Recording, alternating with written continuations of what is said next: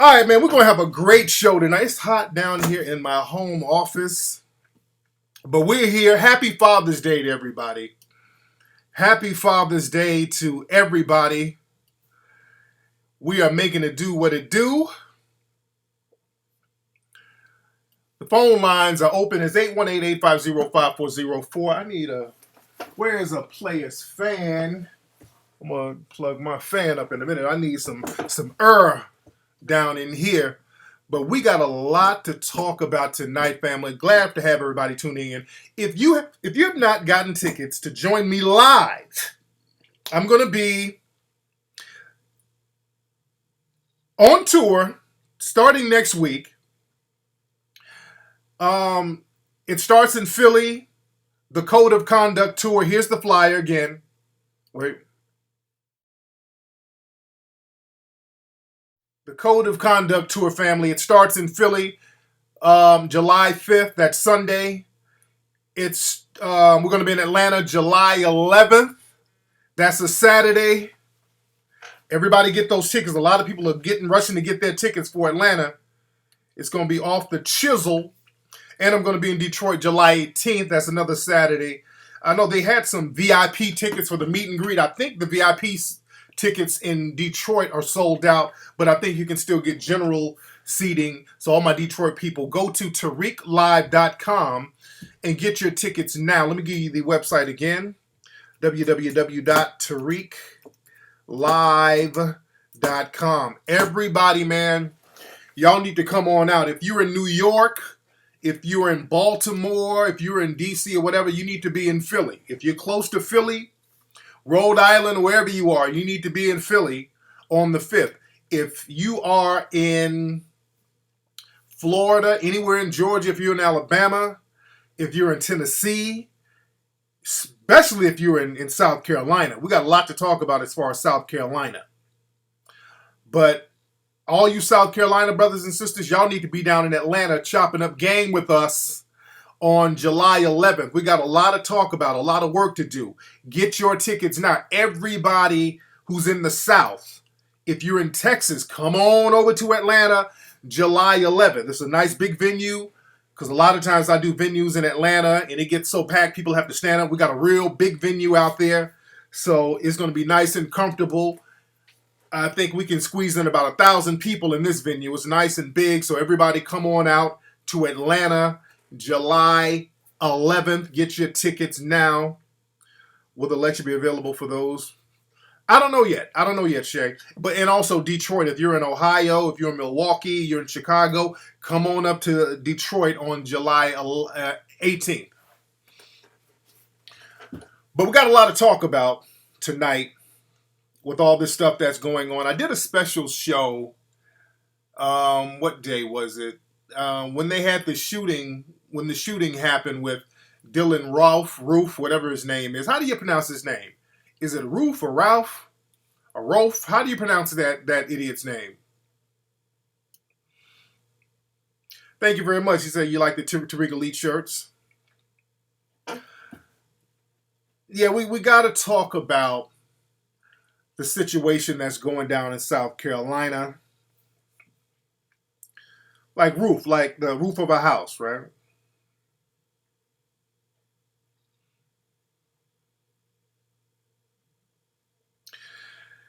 But I think they're having the funeral for the family. My heart goes out to the family.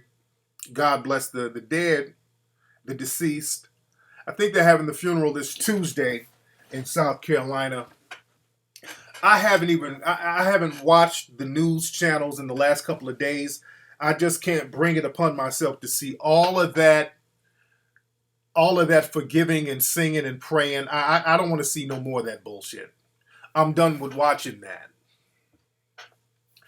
I'm done with looking at all of the pathetic displays of forgiving and praying. It's so sad. It's so sick. It's so pathetic. And you will never get any respect being that passive. It has nothing to do with no Christianity.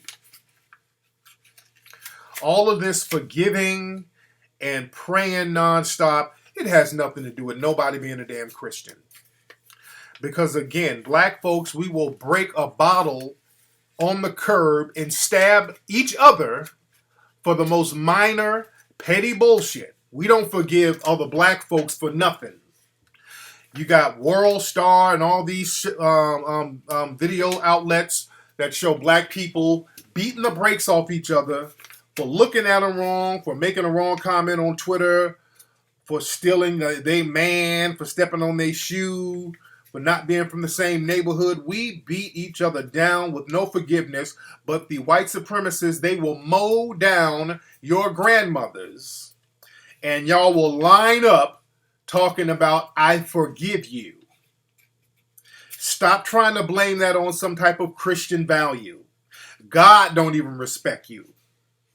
I'm going that deep with it. God don't respect you black people for sitting up talking about you forgive Satan. Because that's what a person like that is. Because see, y'all can't have it both ways. You can't have it both ways. I saw some post today where they're talking about we're not going to let the devil win and the devil ain't going to come in our house and all that. But the devil came in your house and y'all forgave the devil. The devil came in your house and you forgave the devil. How are you forgiving the devil? Because Dylann Roof, that's Satan incarnated. What you think Satan looked like? That's Satan. Satan ain't walking around in a red suit with ears and a pitchfork tail and all that shit. Satan is Dylann Roof and people who think like him. Those white extremists. What's up, sweetheart? All right. But that's what Satan is. Dylann Roof is Satan. And y'all lined y'all black asses up in unison. I've been looking at black people on TV nonstop forgiving Satan. God is looking at you real funny style. Because black folks are going to have to come to a decision. Are you going to worship God or are you going to worship Satan? Let's get spiritual tonight. Are you going to worship God or are you going to sit up and worship Satan? Because sitting up there forgiving Satan, because only a devil, I ain't talking about race, I'm talking about action. Because I'm not doing the whole the white man is the devil thing. I don't do that because all white people are not racist, but you have a lot of people who are white supremacists. And I'm judging you based on your actions. I don't judge people based on what they're born like, because you have a choice. You have a choice.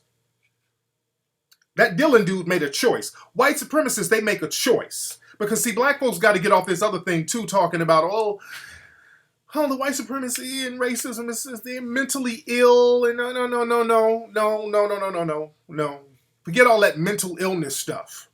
That's a choice. That Dylann dude made a choice to write a manifesto, get that gun, plan and plot to kill black people specifically. He made a choice. So black people, you got a problem, black folks. You've been bowing down to Satan for too goddamn long. And white supremacists, those are the devils. I ain't talking about white people are the devil. I'm talking about people who choose to practice an evil system, an unjust system called white supremacy. Those are Satan's incarnated. So this is why the same thing happens to us over and over. If we want to get real spiritual and metaphysical, which I don't like to touch on too much, but I'm trying to see what God are you worshiping, where God explicitly did not want the devil around. God looked at the devil as an enemy. And black people are sitting up here looking at Satan, saying, I forgive you, Satan. Anybody who would go up in a church after you welcome him with open arms and kill grandmothers, you're looking at Satan. You don't forgive Satan. So black folks, y'all got it all the way fucked up I don't know what religion, that ain't no Christianity you preaching. And I put up a post on Facebook and Twitter, even in the Bible, book of John's, chapter 2, verse 15, Jesus got a whip and ran evil people up out of the temple. Jesus whooped a little ass. Jesus had sense enough to know, hey, these people shouldn't be up in here. Jesus had sense enough, according to the Bible, to realize certain people don't need to be up around him. Go to John's chapter 2, verse 15, and look at that verse. Jesus knew this. Jesus didn't forgive everybody now. Jesus didn't give everybody a pass. Jesus said, hey, y'all don't need to be up in my temple with this bullshit. You don't forgive Satan. Because not only is this dude Satan, the dude, when you forgive people, you're supposed to forgive, from what I understand, you forgive people who are looking for forgiveness. You forgive people who look for forgiveness. That Dylann dude don't want no forgiveness. There's not a drop of remorse for this dude. There's no remorse in this dude's face. Have you seen this dude? He's walking around smirking, mugging. There's not a drop of remorse with this dude. The dude don't have a drop of remorse. And you're forgiving somebody who don't even want to be forgiven? Do you know what Dylann said when he was shooting the people in that church? Because the police report came out. When Dylann was shooting those people, according to the police report, he said, I'm going to give you something to pray about. He said, I'm going to give you something to pray about. That ain't nothing but Satan incarnated. That's Satan, people. You always talk about the devil is a liar. The devil is a liar. The devil is a liar. Oh, Lord, the devil is a liar. Walk away, Satan. The devil is a liar. But how you going to say the devil is a liar and you don't want the Satan be gone and the devil, and then you sit up and forgive Satan? How you sit up and forgive Satan, black people? That is your problem, black folks. This is why spiritually, you think you jumping up and down and speaking in tongues, but you speaking to the wrong God. You worshiping Satan and you're forgiving Satan because now you're afraid. You've lost faith in the real God, in the melanoid God, the God who created melanoid people first. I feel like Reverend Tariq right now.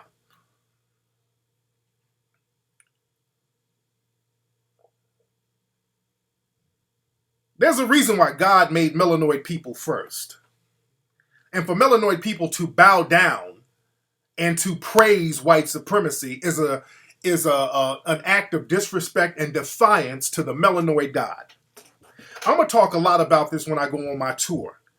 I'm gonna talk a lot about this on my tour. Y'all need to come out because we're gonna have some real talk. We're gonna break this thing down economically, spiritually, physically, socially. We're gonna break this thing down. I'm gonna make it real plain. I'm going to make it real plain. Y'all bowing down to Satan. Every time y'all sit up here talking about, y'all look at Satan, you look at the George Zimmermans talking about, I forgive you. Trayvon Martin's mother, bless her heart, but she sat up there forgiving George Zimmerman. Y'all sit up and co-sign these goddamn demons. You sit up and co-sign demons.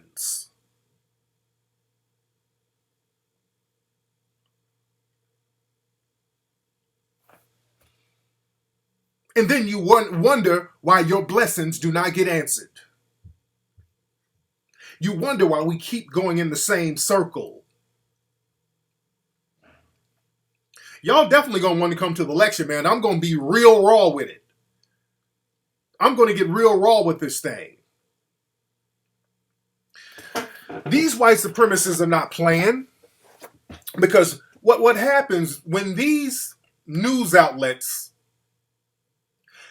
coerce a lot of black folks into talking about forgiveness, what you're doing, the white supremacists, and understand this, the white supremacists all work together.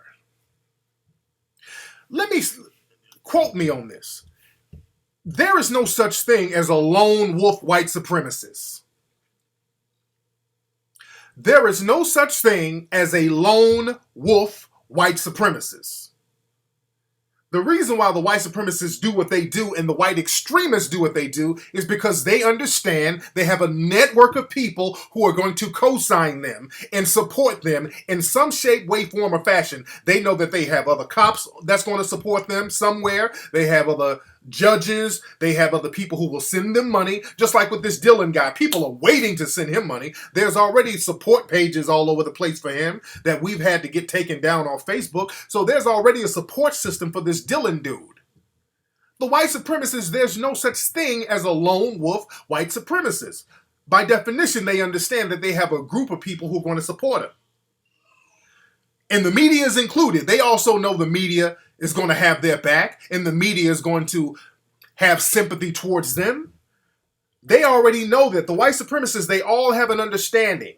So with this Dylann dude, he knows, even through osmosis, that the media will get black people and make them forgive him and put them on TV saying, I forgive, I forgive, I forgive. So now this taints a jury. If a jury is watching, or potential jurors, they've seen all of these black folks sit up here and say, I forgive, I forgive, I forgive. So now any potential white juror is going to be like, well, hell, I should forgive him too. Also, the white supremacists know that they have judges that's part of the religion of white supremacy. Did y'all see what the judge said? That judge, the judge that they had for this Dylann dude, they had to take him off the case. The judge got up here talking about, well, there's victims on both sides. This is a tragedy for both sides. The judge sounded like a lawyer for Dylann.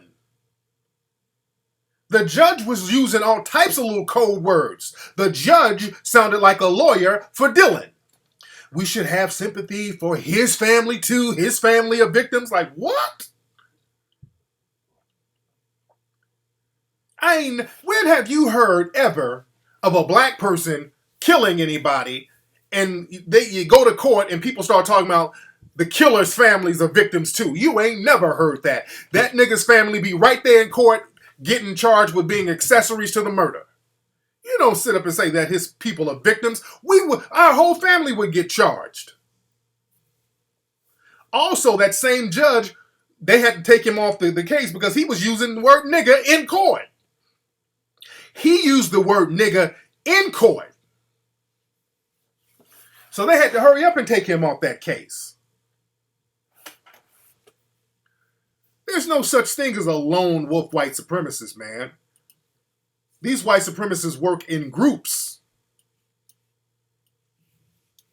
And then they found the dude's manifesto and the whole 9 yards. We're in here deep tonight. We're in here like 1,500 people. Shout out to everybody in the room. Shout out to the room.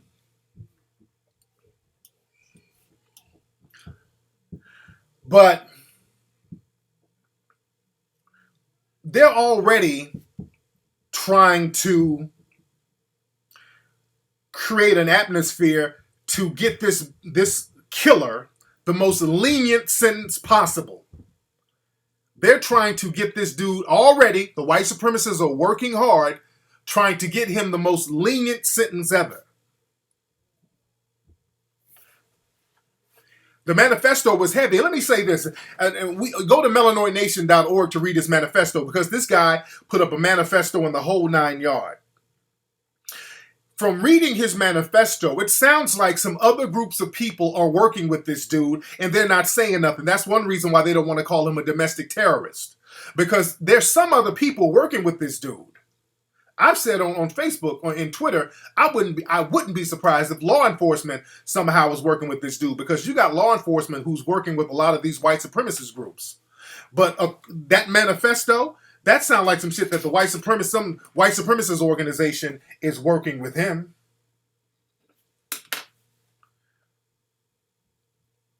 Because the thing is, this dude, for a motherfucker who dropped out of the 9th grade, the dude only has a 9th grade education. He's real articulate in that damn manifesto he wrote.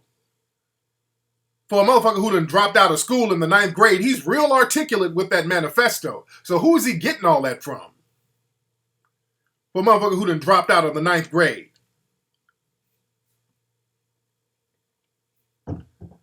So I'm thinking there's some white supremacist groups that's working with this dude on the low, and they just kind of let him be the fall guy.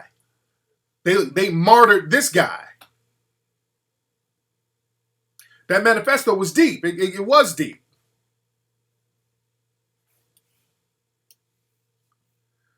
But it sounds like he's working with some type of organization.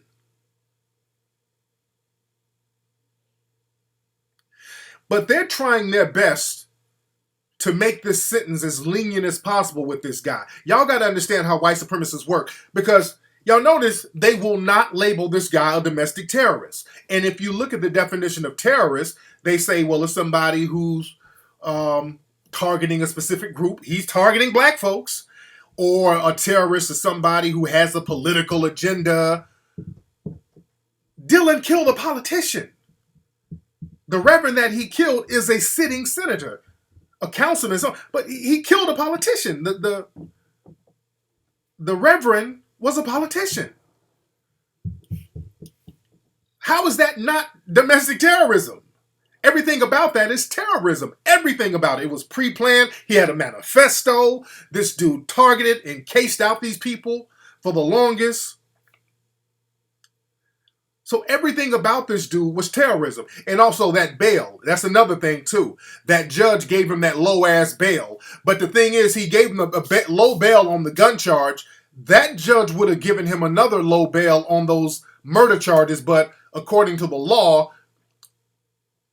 he couldn't get bail on that because it's the law.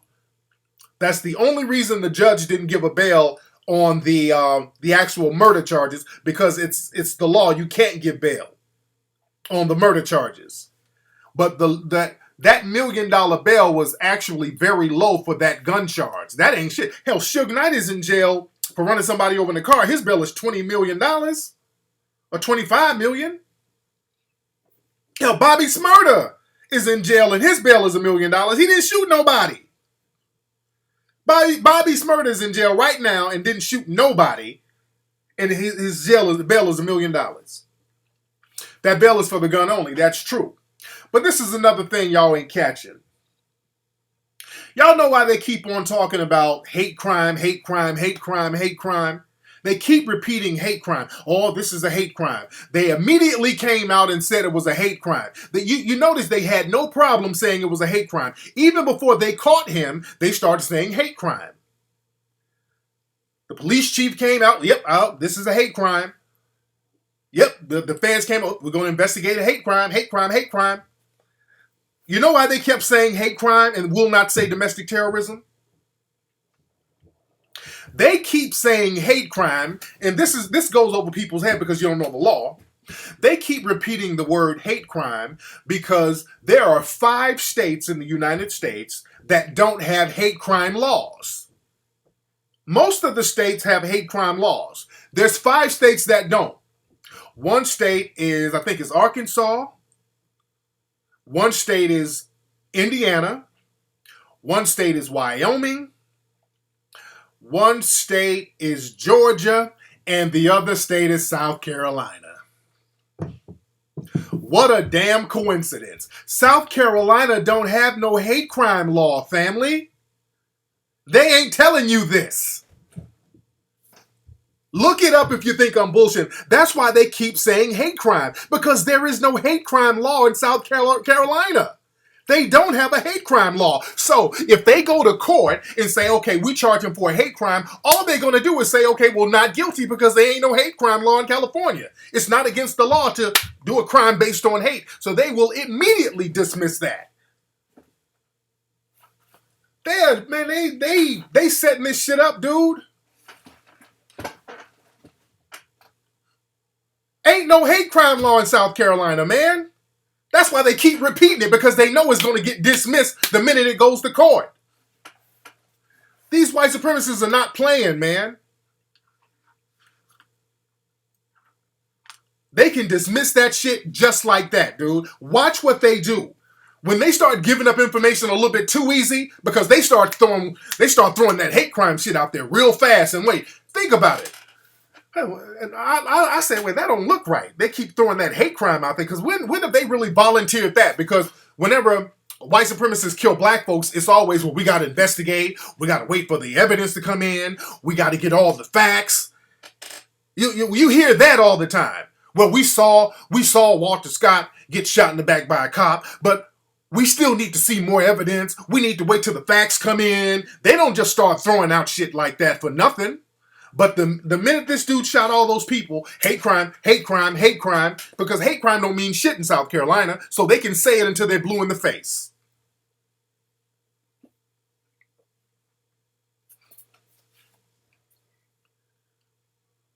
And niggas out here sitting up praying and hugging and holding hands and all that. And these white supremacists are running all types of game behind your back, man.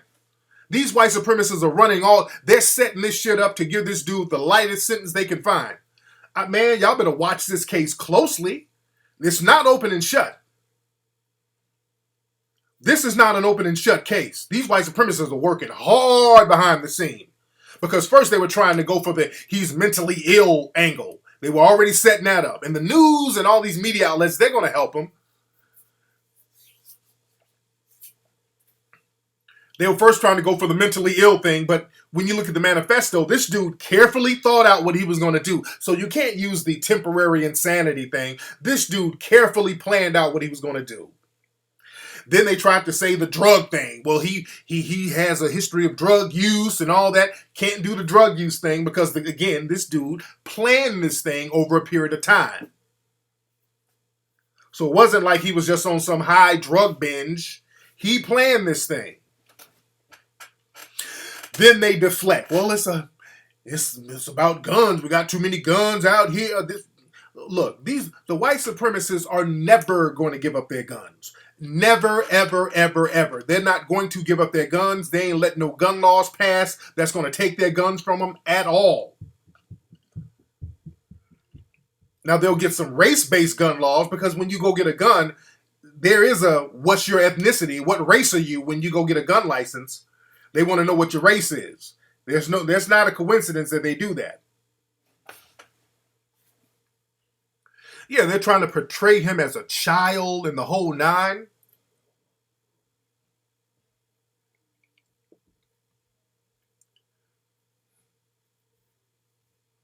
But they're going to try to give this dude the most lenient sentence that they can give him. And they done brought out the coons.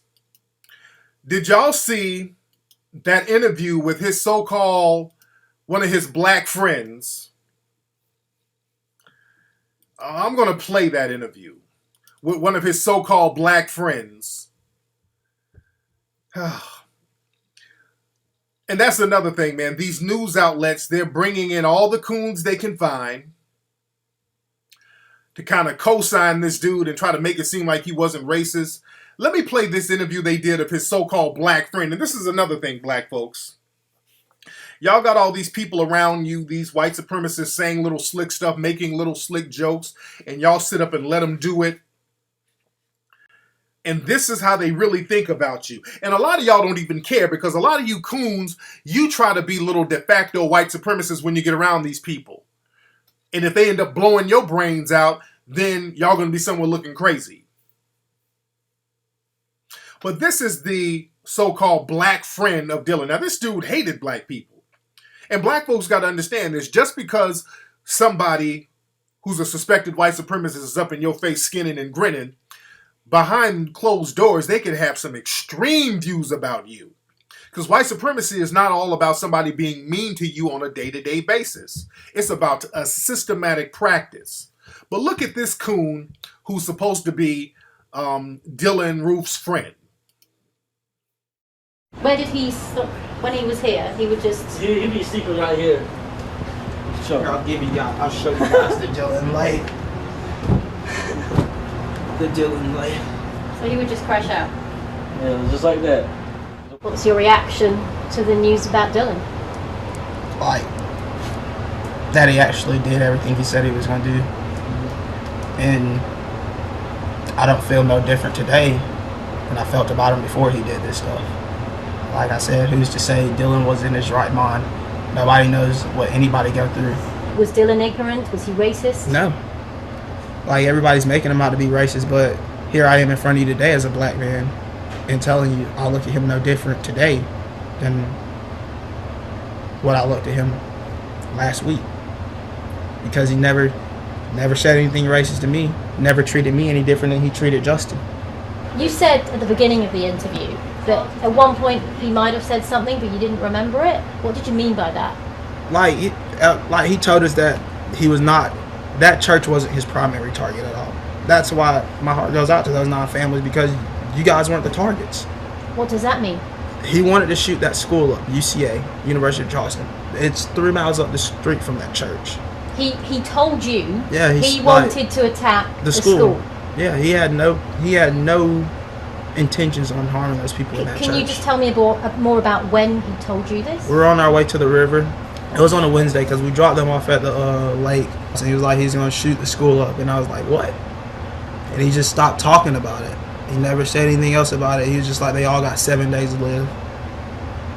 Who knows? Like, how many friends do you have that's killed 9 people within this week?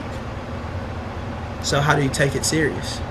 As close as possible, can you remember what words he used to say what he said? That I'm gonna shoot up. That I want to shoot I'm gonna shoot the university up, and they all got 7 days to live. And on Wednesday he did it. He shot that church up. Did he give you a reason as to why he said he might want to do that? No reason. I just think it all boils down to his childhood. Him and his parents aren't on good terms. Like I said, without the support of your parents, you'll do things that you wouldn't think you do. When he mentioned the school, did he have a grudge against the school in the past or anything like that? I don't even know if he knew anybody at the school. Like he had no grudge. He wasn't an angry person. And he never mentioned the church before either? Never. Like, I've never heard him say anything racist. I've never heard him say anything about hurting black people, and specifically black people only. Not once. Where did he... All right, y'all saw this little buck dancing coon. Now, let me say this. Dylann, now he said, well, Dylann did say something racist, but I forgot. Now you forgot that. Dylann was probably saying all types of little racist stuff around this coon, but this coon is so white supremacist minded, he probably sat up there giggling and agreeing with him. He probably sat up there agreeing with them, because that little coon right there, he's one of those little Negroes who think that he's in with the white supremacists. So he think he's just a little dark-skinned white supremacist himself. He's one of them little weird niggas. And I went to his Facebook page, one of his pages. He had a little white girlfriend in the whole nine. And I'm not knocking anybody's interracial relationships, but he's one of those little clown-ass niggas. You know, these little skateboarding, Hootie and the Blowfish-ass niggas you see out here. That one black dude with all the white friends talking whiter than them. He's the little entertainment Negro. You understand? He's the butt of the joke, but he don't know that he's the butt of the joke. Those type of little Negroes. And just because a white supremacist is sitting around you acting like your friend and sitting up writing manifestos about you, that don't mean that they accept you. The other white boy knew how to keep his mouth shut. The other white kid next to him, that white boy was sticking to the code. I ain't saying shit.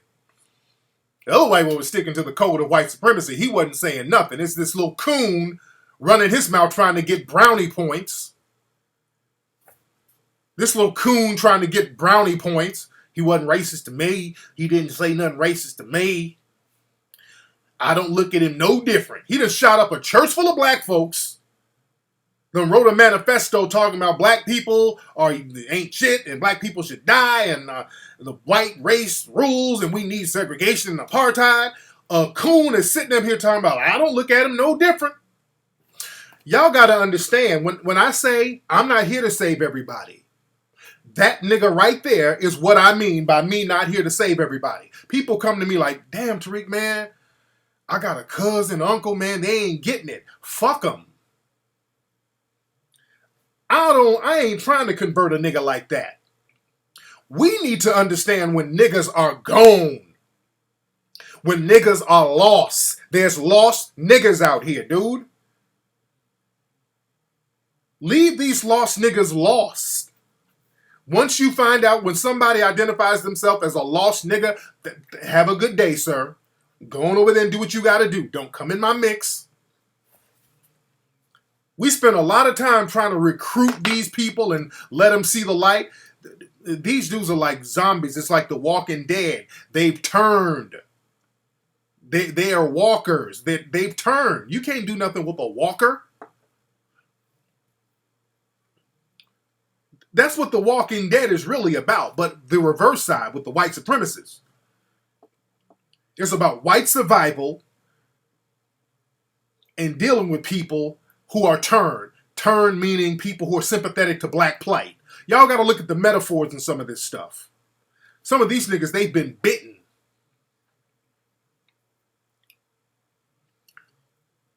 I don't want to hear no crispy logic. No crispy logic. Y'all, shame on you niggas for sitting up here listening to known coons. Listening to pathological liar coons who would do anything for attention and coon money. Shame on you. But you got to understand this. Well, black folks, when we see all this injustice going on, we are deep in here, man. We're heavy. We almost got 2,000 people. Y'all better go to TariqLive.com, all you 2,000 people. TariqLive.com. Go to TariqLive.com and get tickets to join me on tour. Wherever you are around the country, make it to one of those cities. Make it to one of those cities, family. But the thing is, with black folks, because I talked about this the other day, black people have no other excuses. Black people have no other excuses, and you don't want to deal with white supremacy head on. And when it's hitting you in the face, then people start talking about let's just pray. Because black folks, you can't use the excuse, well, you should have just pulled your pants up. Well, you shouldn't have been mouthing off at the cop. You shouldn't have been doing this. Now, the white supremacists then came up in a church and killed black folks. So now you got to deal with white supremacy. So only thing you can do is say, well, the Lord is going to handle it. I'm going to pray. That's called cowardice. And also with these white supremacists out here, these media outlets, understand this. The name of the game for them is to be in denial, no matter what. They keep trying their best to spin this shooting. Fox News was talking about this was an attack on Christians. They keep trying to ignore that this was white supremacy, full on, head on, and that's why the dude did it. And that's why he did it the way he did it. Because he wanted people to know, I'm not talking in code. I'm done with talking in code. This is white supremacy, straight up and down. And that's what they want. They want to be in a position where they can stop talking in code and just be their old racist selves. They're tired of talking in code. And the thing is with black people, the white supremacists, they understand you. They understand you. They know what makes you tick. They know what can pacify you. They know what you like. They know how to calm the savage beast. The white supremacists know all they have to do to calm you down, Negroes, is go down to Charlotte or go down to Ferguson or go down to Baltimore and just basically send a few white people down there to hug you, hold your hand, march with you for a couple of hours, and then everything will be all right. The people in the dominant society, they're out there right now in Charlotte hugging Negroes. Oh, this was such a tragedy. And black folks are eating that shit up. Black folks are eating them hugs up because that's what you really, really wanted.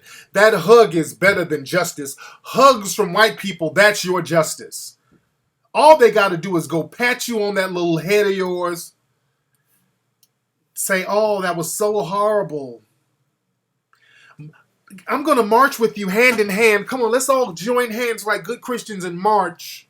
And then what happens, and Neely Fuller talked about this, they'll go out there, they'll march with you, hug you, kiss you on your little chocolate cheeks, eat some sweet potato pie with you, sing some Negro spirituals with you for a couple of days, and then go right back home and go right back to business as white supremacy. White supremacy will go back to business as usual. Nothing will change. They will go down there and hug you and pacify you and go right back to practicing white supremacy on your ass, and everything is back to normal. Nothing has changed.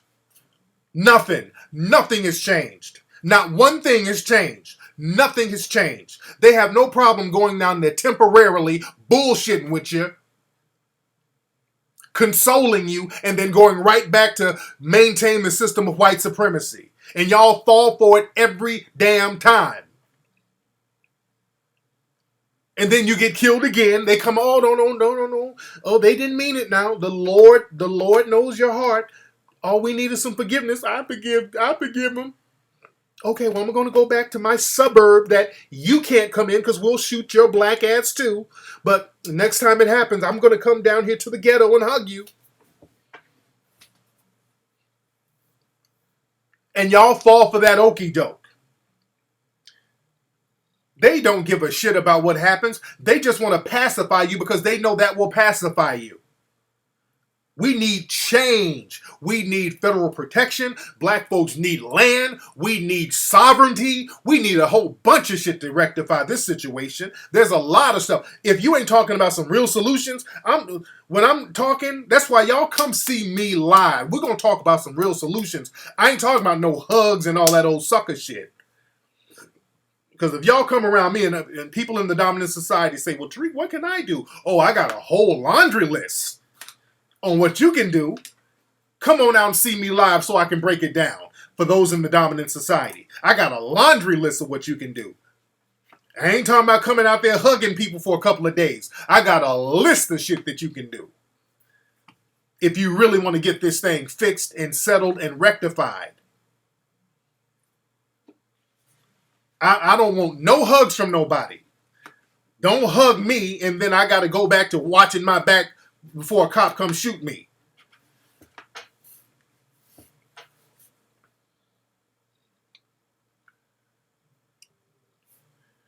Let's see who's on the phone. What's up? Who's calling? This is Tariq. How you doing? Hey, man. How you doing? Where you calling from, brother?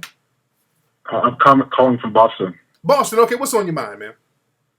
I was calling because I did have a little bit of contention regarding how you talked about the black church. I think that as a student of black liberation theology, I think there's a lot of great churches who are doing a lot to address systematic white supremacy.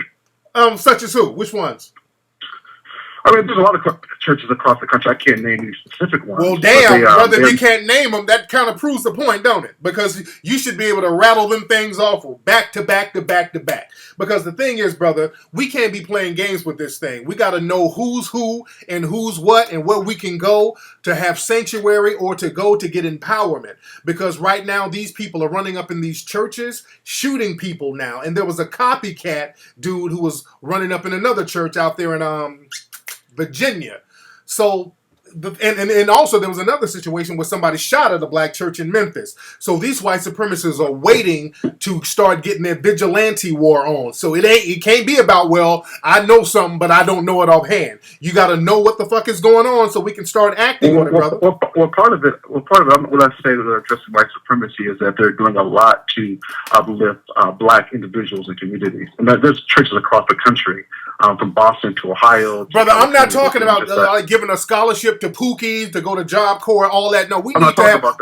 I'm talking about collective, I'm talking brother. about people who are partnering with organizations to uplift black people. So I appreciate your show. I think it was a great documentary. I saw 3 of them. Okay, brother. Thank you so much, brother. Thank you, brother. Okay, because when people start saying, "Okay, I love your stuff," okay, now you deflecting. Okay, thank you so much, brother. But when people start going to this, well, oh, I love your documentary and all that, now you're deflecting, brother. I'm trying to get to the point. We need some tangible solutions. You don't have to praise me. I want to help everybody else collectively. That's my thing. Where do we go? If you know a church that's doing all this stuff, where is it? Well, I don't know it offhand. Well, brother, you wasting my time and you're wasting everybody else's time. Do you understand that? We play too many games here. My man and I'm not trying to shit on you, brother, but we're going to have to start getting our code of conduct. And our code of conduct is going to have to be about us not just throwing out slogans and catchphrases. Well, there's some churches out there that's doing certain things for the community. Who? What? Give me some specifics, man. Who? Well, I don't know none offhand. Okay, what they doing? Well, they doing good things in the community. All these vagaries and slogans, fuck that. We don't need that. We got to get very specific about what we need to do, man. I'm not trying to shit on my brother, but we waste too much time playing. That's why I respect the Nation of Islam. That's why I respect the Nation of Islam, because they understood the game. A person like Dylann couldn't walk up in a Nation of Islam church. You understand?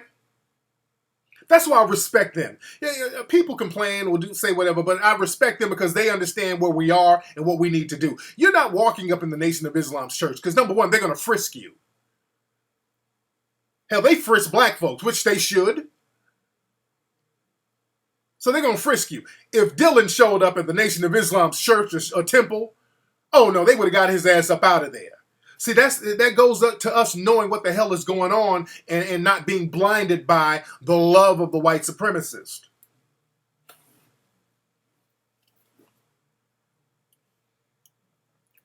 You understand? The white supremacists, they're going to hit you in your weak points. Let's see who we got on the phone, man. What's up? Who's calling? This is Lewis from New Jersey. I want your take on this. Right after the shooting, you had Obama get on TV now trying to push these gun restrictive laws. Yeah. He mentioned that in his speech. Do you think because of the shooting now and the government thinks that now black people are going to arm themselves, that now this is the excuse really to get hard on these gun laws? They're not going to get hard on gun laws because the white supremacists out here, they're not going to allow that to happen. These NRA people, these people are very serious about their guns. The white supremacists will never give up their guns because that's the only way they can maintain control over melanoid people is through weaponry. They're never going to give them guns up at all. So that's just empty rhetoric. To me, that's just a deflection to get away from white supremacy, to get out there talking about it's a gun thing. It's not a gun thing because they ain't shooting up no white churches. So that was nothing but a deflection, which is always what they do. I saw something on MSNBC where they got a whole bunch of black people who were in jail for shooting people and tried to kind of correlate that with this Charleston shooting, basically as a deflection. The MSNBC, who's supposed to be liberal, they did that. So these white supremacists are all working in conjunction with each other to take the focus off white supremacy because the international community, they're looking at this like, okay, America has a major race problem they ain't doing nothing with. So America keeps trying to... my dogs are barking upstairs. America's trying to make it into some other shit. I'll have you call back, brother. Hold on. What the fuck is my dog?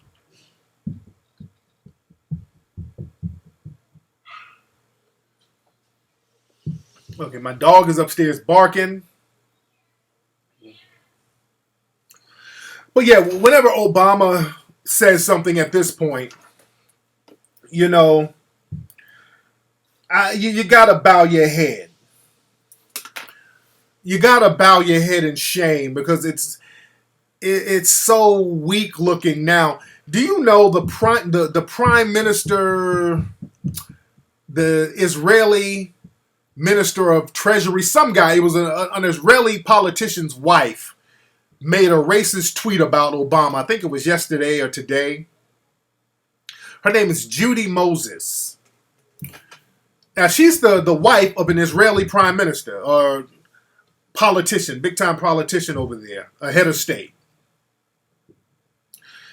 And Judy Moses, and she said real slick stuff about Obama before. Now, this is the wife of a head of state now. This is a wife of a head of state. And understand this. When that Charlie Hebdo, that situation happened in France where those Muslims shot up the Charlie Hebdo newspaper headquarters, killed all them white French people, the heads of state around the world all got together arm in arm, supporting each other. Now, 9 black folks then got shot in the church by white supremacists, and instead of all the world heads of states getting together against these white supremacists, these heads of states are out here making racial jokes on Twitter about Obama. That Judy Moses said a joke, her joke was, Obama's like a cup of coffee, black and weak. That's a real heavy diss. When other people who are heads of state, the interior ministers, okay,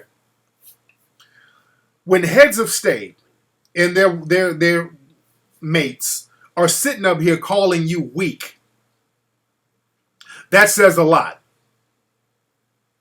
That really says a lot.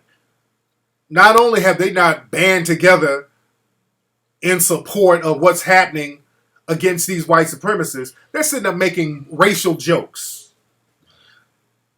And Israeli is real funny style. That Israel, no wonder the Ethiopians are catching hell over there. The white supremacists all have the same mindset. And the reason why they look at Obama as being weak is because of the way he's allowing people who look like him to be treated. Nobody respects brother, man. Nobody's respecting. These heads of states and all these people, they're disrespectful to him because people look at how you treat your own. All the coons out here, they'll sit up and laugh and joke around you. Let me talk to the coons directly. But the white supremacists, they despise the coons. They secretly despise coons. They use you for what they can use you for because they know you're silly and stupid. They use you for what they can use you for, but they look at you like, this nigga right here. I wouldn't trust this nigga as far as I can throw a stick at him. If he will turn on his own people, he'll turn on me. They have no respect. That's like somebody they treat you good, but they beat their children. You don't respect somebody who beat their children or who abuse their children. No matter what they do. If you see they're beating their children, you don't respect that. You treat your own people like that, you don't respect that. You dig? So they show the ultimate forms of disrespect to President Barack Obama because they see how he handles the situation with black people getting slaughtered and not saying anything. Zero respect for that. What's up? Who's calling? Hey, Tariq, this is Tia. Can you hear me? What's your name, sweetie? Tia. Tia, where you calling from? Yes, I'm calling from Arizona. I'm going to put your live stream on pause so I can hear you better. Yes, indeed. So what's going on in Arizona? Okay, really not much. Everything is really cool. A lot of people aren't really commenting on what's going on in Charleston. Really how I was informed about it was on my Facebook. Yeah. And then I started following this lady. Her name is Sister Solove. Oh, yeah. And she's out. Have you heard about her? I heard about her. Yeah. Okay, and I just wanted to see your take on how she's, doing her activist thing out there and engaging the public and talking about it. Because she's getting a lot of flack behind it. She is. And I kind of support her movement, really. Now, why do you support her movement, by the way? Well, because I just feel like history is kind of repeating itself with all of our, people just getting gunned down and same thing is happening. We go and we colonize and console each other and hug on each other and pray for one another, but yet the same thing keeps on happening. So it's just like something has to be done different in order for us to see a change. I'm totally with the movement about, keeping the dollar in the black community and, supporting black businesses, but it's just like everyone is not on one accord. Okay. So it's just like, how do you get ears and eyes to just hear you and stand out? Right. And then now that she's doing it and she's being a voice for a lot of us, she's getting a lot of flack behind it. She should. I think she should, because the thing is, I saw her, like when Don Lemon was talking, she was like, she had a sign up saying, angry black woman, and such, Don Lemon's a coon, Uncle Tom. And that was entertaining. Okay, I'm like, okay, now, she's trying to do something. But you got to understand that sometimes people will mix in a message for their own personal gain, and it looks like she might be on some attention whoring shit. Because when they finally started interviewing her, she mixed in some decent stuff, but she was mixing it in with some stupid shit. And that's my thing. You can't be mixing the messages together, because now you're starting to look like an agent provocateur. And she starts saying some stuff. She got off code, doing a lot of name calling and stuff like that will work against us. That's not going to work. And then it started looking like, okay, she's just out here trying to get some attention. And also, I did a little research on her. And I'm gonna play some videos of her so people can understand who she is. But listen in, and thanks for the call. But there's this woman named Sister Sola, who's the angry black woman. Now, they finally interviewed her because she's all trying to get attention. And from what I understand, she put up a GoFundMe page. All right? But I'm going to play a video of her talking, and some of it was deep.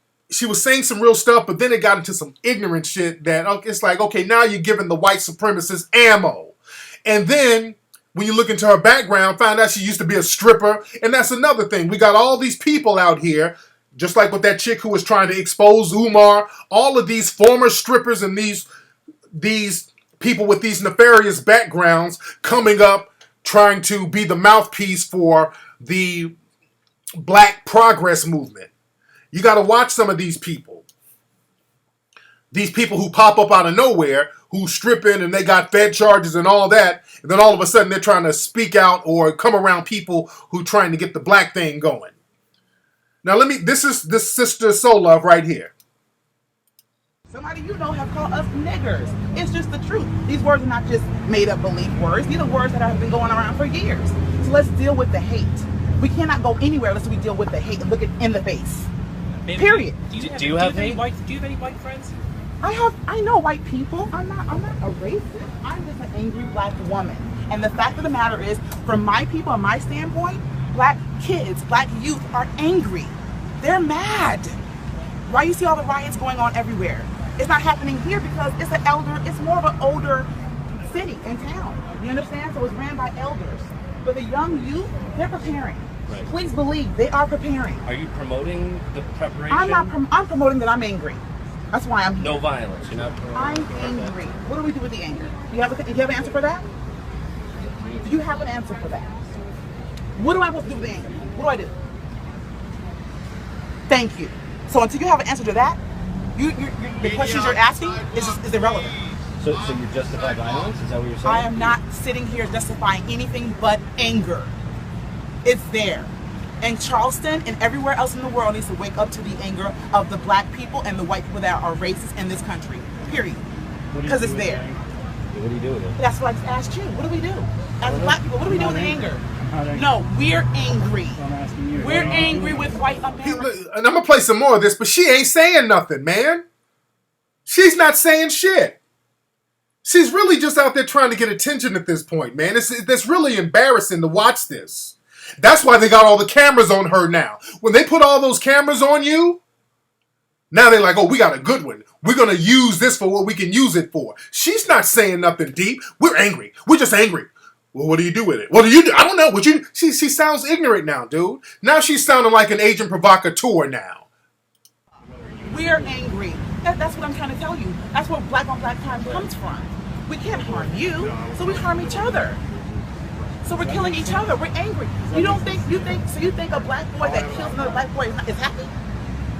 Ooh, that's a good question, isn't it? Think about it, sir. Think about it. It's anger. It's anger from our history. It's anger from because white people like you have cameras in my face making this a joke and you're smiling. Nothing about this is funny. Nothing about this is funny, so I'm done talking to you, cracker. So now they're smiling because they're laughing at her because she's ignorant, man. They're laughing and they eating it up. They're out there filming her. They're laughing at her because they know she looks ignorant. They're going to eat this up. She's just saying the same thing. She's not deep. She's not really breaking anything down. So this woman could be an agent provocateur, man. Thank you. So I can't ask a question anymore? No, I'm done because you're smiling and there's nothing funny about it. I'm angry. So until you're mad like me, you can leave me alone. Is there a double standard there? Because you just used the racial slur. Cracker? It's Is there It's a word. Is it a double standard? It's the word. Do you identify cracker as a bad word? I think some people Do you know where cracker come from? I think some people do. Do you know what cracker comes from? Sister, what's your last Do name? you know Or your what real name? cracker comes from? Do you know where the word cracker come from? Do you know? How about you educate? I ate a Cracker Barrel once. I thought it was pretty good. I thought it was pretty And good. once again, laughing. This is the problem. I've answered your You're question. laughing at the anger. This isn't a skin and color. this is exactly, but this one's laughing. And this is why I don't like that. Period, point blank. I'm angry. Deal with that. And not and understand that I'm not the only one that's angry. I just don't understand why it feels like what you said. It's every white person's problem. You like made a blanket statement. It so I'm is. just trying to clarify. It is. We're done. I'm done. But I'm done. You have white I'm friends, though, done. man. Even are your white friends racist? You don't know what people. You don't know how people feel behind closed doors, do you? Do you think that this white boy that killed 9 people just woke up all of a sudden one day and said, "I just want to kill black people"? But if all Answer the question. Answer the question. Answer the question. Answer the question. Answer the question. Well, I'm done. I'm done talking to you too, Cracker. I'm done talking to you too, Cracker. Sorry. You can't answer my question, but you want me to answer yours. I'm done talking to you, Cracker. Excuse me? Can you give us your real name, please? Sister Soul Love. That's all you're gonna get, Cracker. I'm a cracker. Wow. Yes. And I'm a nigga. That's cool. And I'm a You nigga. are? You're not. No, I am. No, I am. No, it's okay. You say that. You say it behind closed doors. You do. How do you know what I say? How do you know what I say behind closed doors? You all do. Please.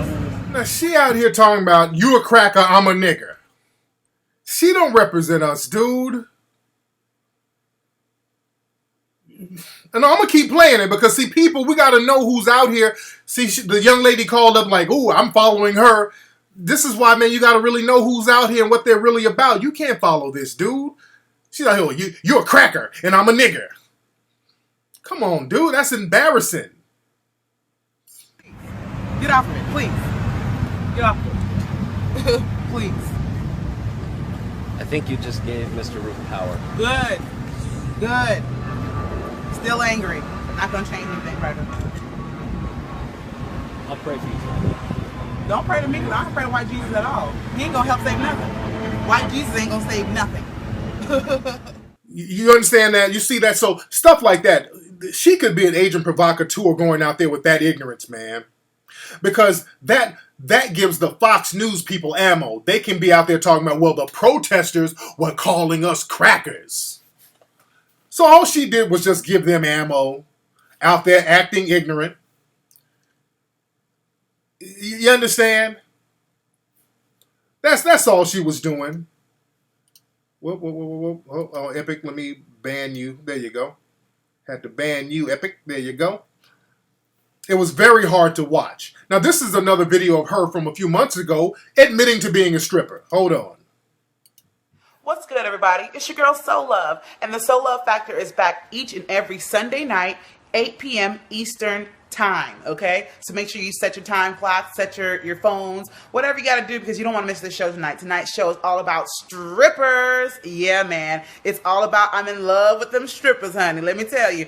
A lot of people are infatuated with dancers. The whole world, it seems like every state, every city you go to, there's all kind of strippers, and famous strippers are getting married to rappers and athletes and becoming movie stars, reality show stars, radio personalities. Yes, your girl Soul Love used to be a dancer. And I'm going to show you a video that has been going around. Rumors have been going around about me being a dancer. So I'm going to put all the rumors to rest tonight on the show tonight. But I want to give you... Yeah, so again, this woman, man, she used to be in the game. She used to be in the sex industry. Used to be a stripper.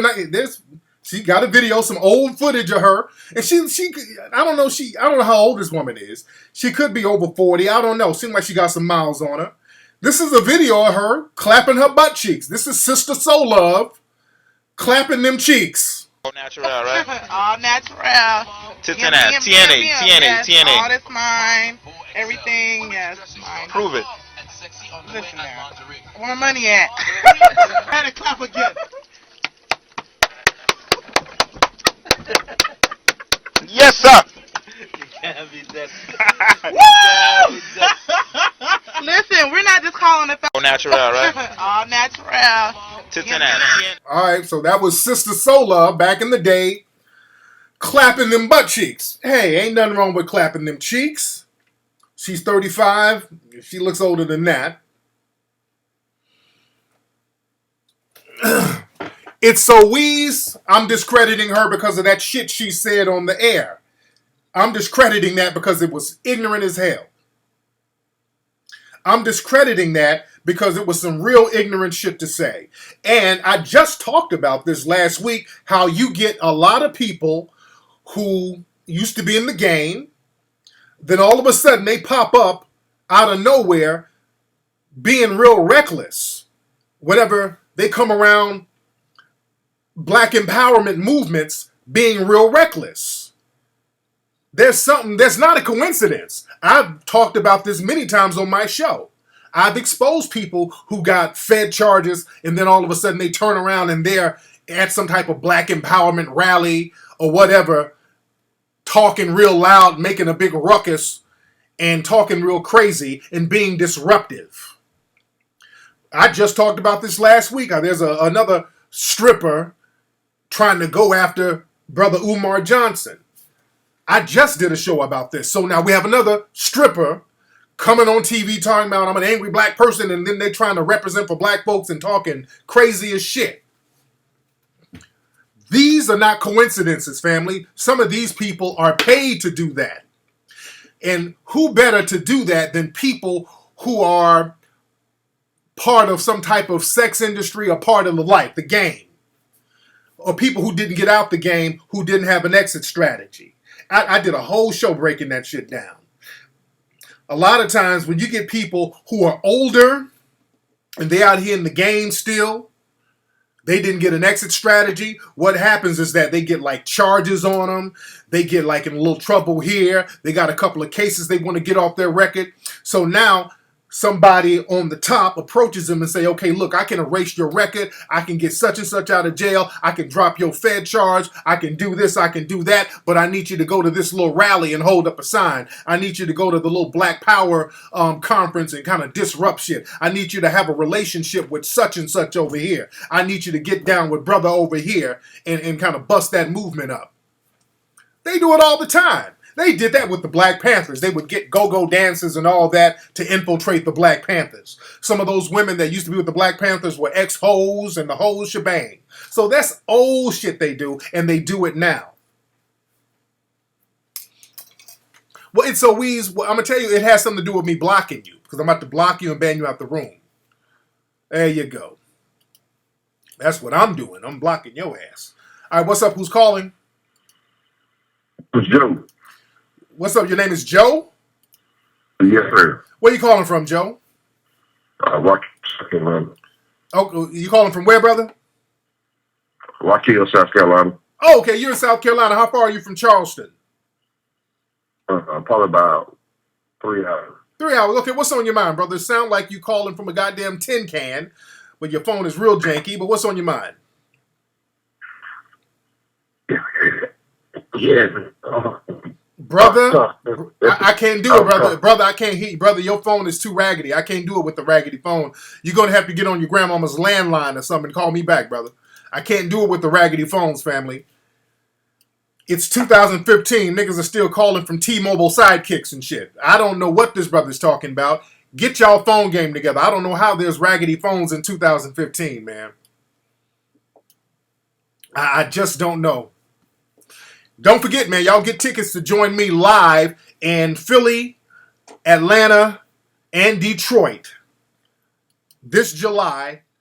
Get tickets at TariqLive.com right now. What's up? Who's calling? Hey, what's up? It's Ernie. Vernon? Ernie. Ernie? Yes. Ernie, okay, where you calling from, Ernie? I ain't seen a nigga named Ernie in about 20 years, nigga. What? Is that short for Ernest? Yes. Oh, I was about to say, okay. All right, Ernie, what's on your mind, brother? Hey, man. First I wanted to just speak on that chick, that solo love chick, man. Yeah. Well, just in general, man, just really, not a lot of black people are really qualified to speak for us like that, man. We gotta chill on that, man. If you're not really spitting, you really shouldn't be speaking publicly to a large group of people with the media if you're not really educated like that. You know what I'm saying? Exactly, man. Just running up in front of the camera, spewing dumb shit like that and talking in circles, that's defeating the whole cause, man. And again, that looks like some agent provocateur shit as far as I'm concerned. Right, I feel you on that. But I wanted to get your question. I wanted to get your input on a coworker of mine. I got a white coworker who's expressed his interest in helping black causes, but he basically breaks it down and says that everything is all based off of the economic structures and the fact that we don't have. Basically, he's saying he's like a socialist. Like he likes Karl Marx and all that, and he feels like that's the reason why we're all oppressed, like intersectionalism. That ain't none but another white supremacist running a bunch of game on you. That's all so? It is. I know so.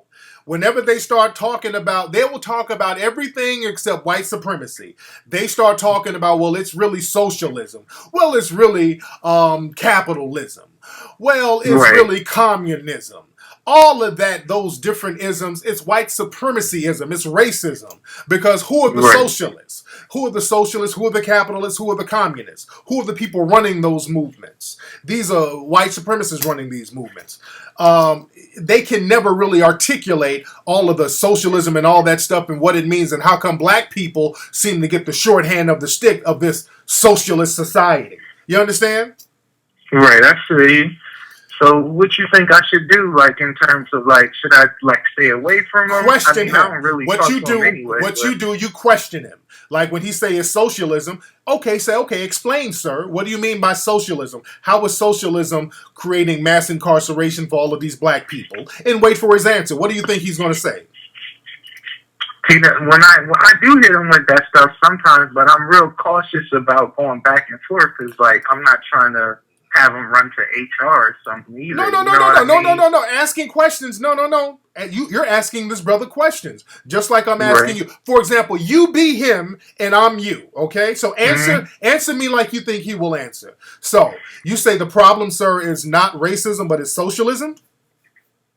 Right, and he basically said he's like, yeah, because he feels like the reason why the 1% has all the money and because they have all the money, then they don't have a reason to change anything else. Because the 1% has all the money, then they control everything. He said he feels like if it was evenly distributed amongst everyone, then it would be better. Okay, well then ask him, so if the 1% are trying to control everyone, well how come it's not people in the dominant white society who's being mass incarcerated, shot down by cops,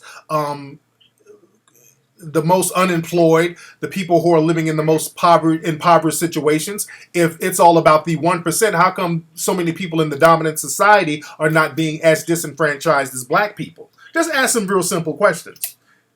Because it's going to always go back to race. Now, he's going to try to talk in circles and all that, but it's going to break down to race because still, talking about socialism and the 1% and all that, why are black folks on the bottom then?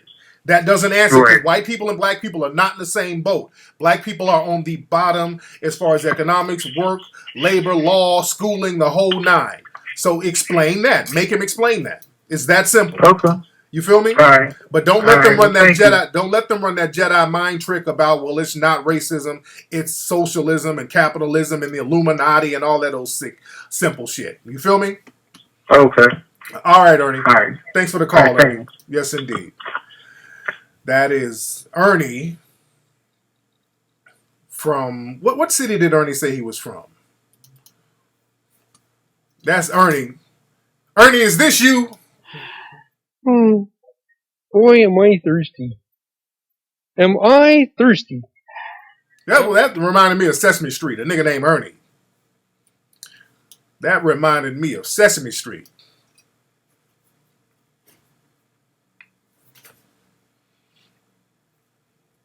But we got to stop going for the Jedi mind tricks. All that Marxism and all that. These people are white supremacists, dude. These people are white supremacists. And these white supremacists, they love to talk in code and they love to deflect. They love talking in code, and they love deflecting. Watch out for those deflections. Just like, and watch out for the codes too. It's like with this Dylann dude. You know, he had several pictures they found of Dylann. He had like the number 88. He's writing the number 88 in sand and the number 14. Now, for those who don't know, the number 88, that's the code word for Heil Hitler. So that's how white supremacists identify each other. Look out for the codes. Whenever you see a white person or suspected white supremacist with two H's anywhere, you know, that's a sign for Heil Hitler, because H is the eighth number, the eighth letter in the alphabet. So they'll have two eights. So you got to watch that. Watch out for those eights. The number 8. Let me type that in. If you see the number 88, 88 stands for HH. All right. And also 14. Watch out for the number 14. You see a suspected white supremacist make reference to the letters 14. That's very significant to white supremacists, because that's there was a white supremacist leader. I can't think of his name, but he had a phrase called the 14 words that all white supremacists should use. David Lane is his name. His name is David Lane. He was the leader of a white supremacist organization, and the 14 words were basically, we must secure the existence of our people and a future for white children. Those are the 14 words. We must secure the existence of our people and a future for white children. Those are the 14 words, and this is what the white supremacists, that's their mantra and their goal. Their goal is to live by these 14 words. And the guy's name is David Lane. So y'all watch these codes. See, these white supremacists, they stay coded up. This is why I say we got to have a code of conduct. See, we don't have no code. They got all types of codes that we don't even know about. Most black folks don't even know about these little codes that these people have. And even some of these extremists. David Lane, that was his name. So these white supremacists, they get the number 14 and all that shit tattooed on them. So when y'all see Dylann, he's in the sand, he has the letters 1488. That's what that means. 420, I understand the Hitler's birthday thing. That's why in April, I always warn people about April. I warn people about April every year, because April, the 20th, 420 of April, is not just a weed month. They look at it as the weed thing. But that's Hitler's birthday, and this is why a lot of white extremist attacks go off in April. And it's been going off, you know, even after April, but it gets real heavy in April.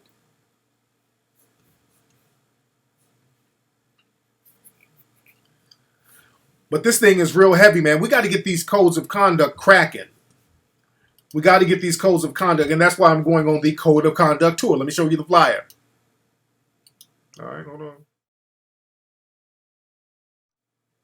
This is why it's important to come out to the Code of Conduct tour, family. Yeah, that's another thing. Get your tickets at TariqLive.com. But that's another thing. The whole 420 thing about weed and they legalizing weed in 420. Black folks need to stop co-signing that, because I think they specifically made the whole 420 weed thing on Hitler's birthday. I think they specifically made it for Hitler's birthday, and they're just still coding it up. They're hiding behind the code. So we got to understand these codes that people put out of cannabis culture and all that old shit.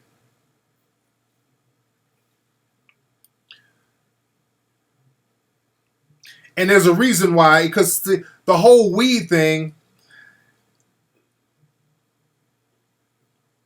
it was supposed to be about them trying to legalize weed and all this old shit. But again, the white supremacists, they always work in codes that's going to benefit white supremacy. And black folks don't understand this stuff. Let me get a couple of calls here. What's up? Who's calling? Hey, what's going on, Tariq, man? This Cal from Montgomery once again. What's happening? Where you from? From Montgomery, Alabama. There you go. What's on your mind, man? Man, dude, first of all, I got to thank you for all that you do, man. And I just want to say, dude, I watched CNN, and about 5 minutes into that shit, I just turned it off, man. Because I'm like, at this point, when people walking into a sanctuary where older people couldn't defend themselves if you gave them 2 boxing gloves and shooting our grandparents, we sitting here on fucking TV talking about we forgive, and then when you talk to the average black person just on the street, they gonna argue me down about the principles of Christianity. I'm like, man, it ain't about that. It's about y'all getting our fucking head shot off, man. Like, how do we progress forward? And I'm gonna get my tickets to go to. I see you in Atlanta, by the way. Yes, indeed. How do we progress forward? Like, what's man? Can you just drop knowledge, man? Like, what do we do, man? Yeah, we're talking about that now, man. Thank you for the call. I'm gonna address that right now. But like I said, man, we don't need to worry about these niggas who gave up, because when you hear people talking about you see black folks, grandmothers get gunned down in a church, and your response is to talk about the principles of Christianity. Those are niggas who are saying to you, I don't care what happens. I'm surrendering, and I'm just waiting on them to give me a nice, honorable, clean death. That's all they're saying. I'm just waiting on them to give me a nice, good, slow killing. Just don't make it too painful. That's all they're saying. They're surrendering. And they're trying to waste your time and come up with different excuses so they don't have to do nothing. So they like to argue and debate about bullshit and non sequiturs to waste time. That's all they're doing. Let's see who else is on the phone. What's up? Who's calling? Hey, what's up, man? It's Spock. Hey, what's going on with you, man? Hey, I'm chilling. Hey, man, I got some solutions, man. I think that the solutions are in technology for a lot of the problems that we experience. Okay, explain. All right, so, we got a lack of people that are into programming and stuff like that, but virtually that's the answer to all of our problems. We can create digital currencies like Bitcoin, like call it the black coin, right? Okay. We can crowdfund each other. We can do all types of anything. We can form political parties if we wanted to do that, but we're moving more towards a global community. Right. And that's the thing, we're falling behind right now because black people are lacking in technology. We make up less than 1% of the high-ranking engineers and tech founders, and that's where all of the money is. Look at Mark Zuckerberg, 30 years old, worth $30 billion. What other industry they're doing that in? You know what I mean? Right, right. So my thing is, we need mastermind groups. Yeah. I don't know if you read Napoleon Hill, Think and Grow Rich, books like that, but I'm into. So anyway, but I really believe in that mastermind principle. Yeah. I think if we come together and we start forming these mastermind groups and collectively come together and getting on some real mastermind stuff collectively. Yeah. And making sure we hold each other accountable, because that's another thing I think is lacking is, we don't have any accountability in our culture. We really need people to say, look, brother, what are you doing, man? Are you doing, what is this equaling out to? You know what I mean? And see, when we talk about accountability, see, that's why we got to get an economy. Because the thing is, you make people accountable through punishing or rewarding them economically. That's how you do it. Correct.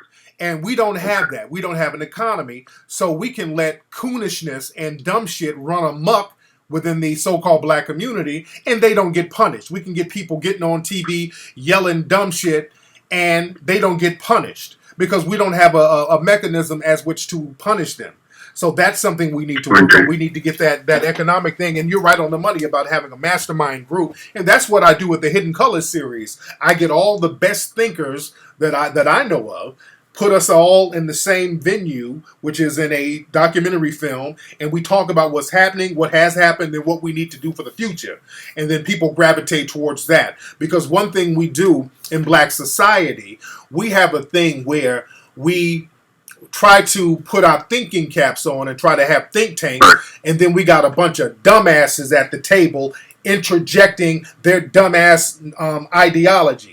And that's cruel to say, but that's how you got to look at it. We try to bring too many folks to the table who are not really qualified to really be dialoguing about what we need to do as a solution.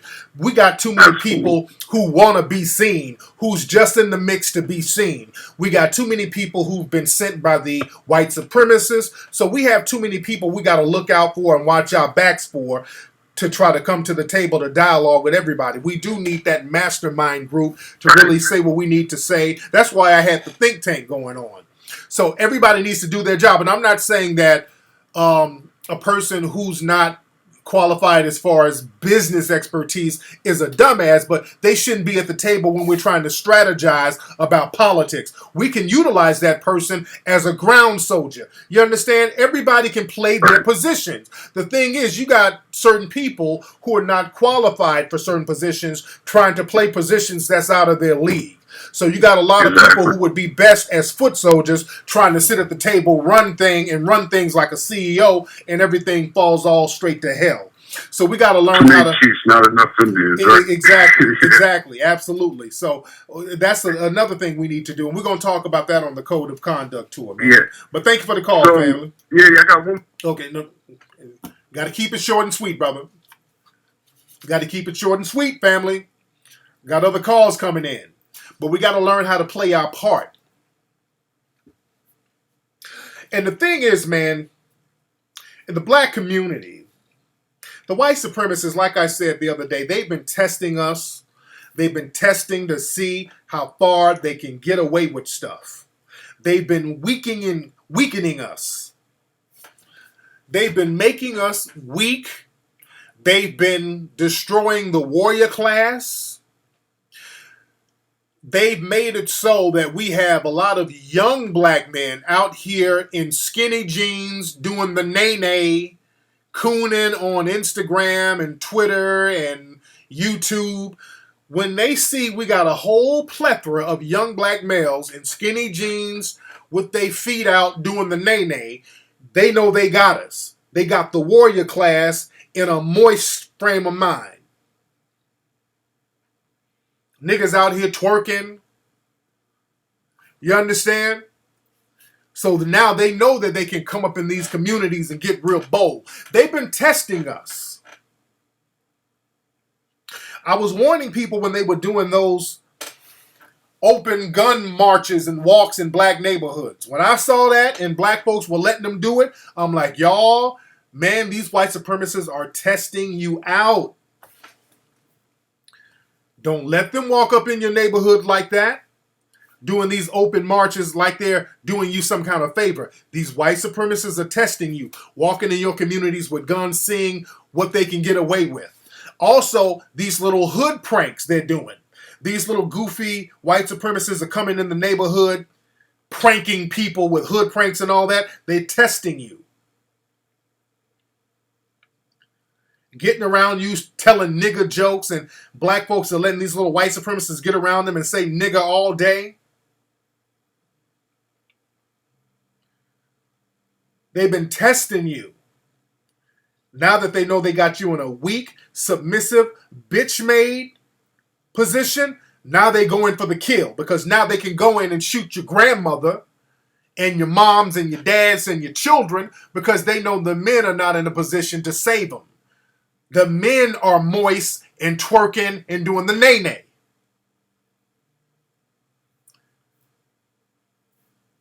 The men out here bullshitting. Ain't no warrior class.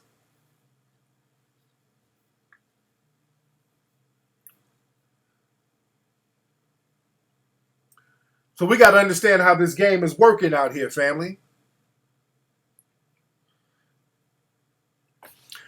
Y'all sitting around letting these white supremacists come around you acting like they're down, saying nigger left and right, just like that coon in that video I played earlier. I'm pretty sure that Dylann was around him saying nigger all the time, and they just laughed it off.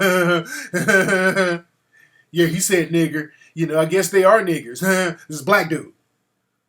Yeah, I see black folks letting your little white friends call you nigger like it's the thing to do. I don't play with white supremacists like that.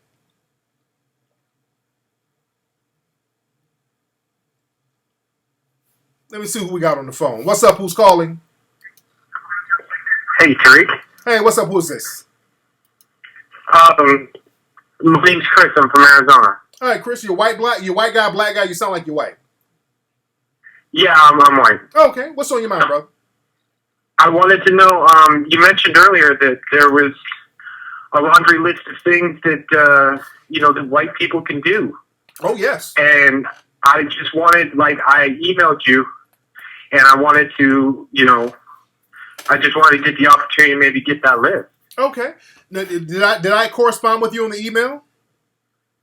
No, I haven't been able to hear your show in a live thing. I've been watching you on YouTube. Okay. So this is the first time, and I found your email, and then you were accepting calls, and I'm really nervous. Sorry, I didn't expect you to pick up. Right. No need to be nervous. So you would like to help out. So now, what are some of the things you would like to do? First of all, because I have a laundry list, but I would like to know where your head is right now. What are some of the things you would like to do to help out in the situation, and how do you identify the problem in the situation that we're in? How do you identify it?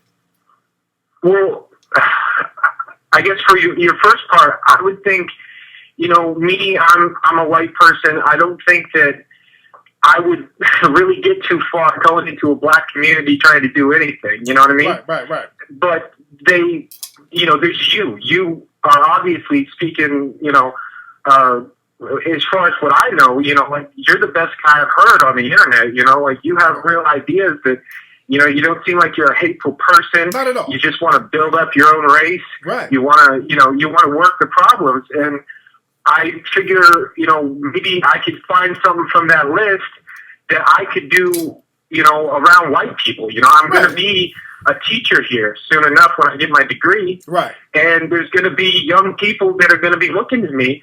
I don't want to give them the history of the United States and then be like, it's all fucked up. Here you go. Right. You know what I mean? There's got to be some kind of solution. And I just thought, you're the only one that I would listen to personally, because I have found a lot of people that are just they go for the extermination of white people, and I don't know. I guess I can't roll with that. So. Right. And so the thing is, you do acknowledge that the problem is systematic white supremacy. You do acknowledge that, right? Yeah, no, I was sitting there listening to your show the other night, and the thing that really keeps going over my mind is that's what I liked mostly about you, is you were like, it's a system of systematic white supremacy. We need to replace it with a system of justice and minimize conflict. And that's when I think about you, I think, wow, that's the best thing I've heard. That's the best thing I've heard. Right. Now, so what I need you to do, since you agree with that and you want to do your part to not be a white supremacist and help out with promoting justice and bringing justice, what we need you to do, number one, go through the white community as a white guy, because we don't need you to do anything in the black community. That's kind of useless. But in the white community, we need you to go around law enforcement. We need you to go around politicians. We need you to be our spy to let us know who the white supremacists are. That's number one. You understand? Okay. That's the number one thing, because the white supremacists usually like to hide. We need you to run intel. We need you to wear wires. We need you to record secretly their little conversations about how they don't like blacks and how they're going to do this to black. They say that all the time, and as a white person, you know that they're white people who make racist jokes all the time. So we need you to be our version of Jesse Lee Peterson. We need you in the white community getting intel on who the white supremacists are. That's one thing. All right? All right. Now, number two, we need you, after you get some of this information, we need you to go public and start saying that black people need to be financially compensated for systematic white supremacy disenfranchising them. We need you to scream that out loud as a white guy. Got it? Okay. All right. So now when you do those two things first, get back with me, and then I can let you know what else to do. But those are the first two things. All right? All right. My man. So email me when you get some of those things done, and then we're going to go back to business. Thank you for the call. All right. So when he does that, then we get on, holla at me. We need him to be a whistleblower. All right? Let's start there. We need him to be our A white version of crispy. We need a white crispy. That's what we need. We need a white crispy coon. That's going to be our coon. All right? We need us a white coon. He's our version of crispy. We need to shave his little hairline back, make his little white skin ashy, and go out there and infiltrate white society for us. That's what wispy. That's what we need. Somebody said wispy. He needs to be wispy. We got crispy. We need wispy. All right, so we need you to work as wispy, the white crispy, to let us know who these white supremacists are. Tell on them. That's what we need.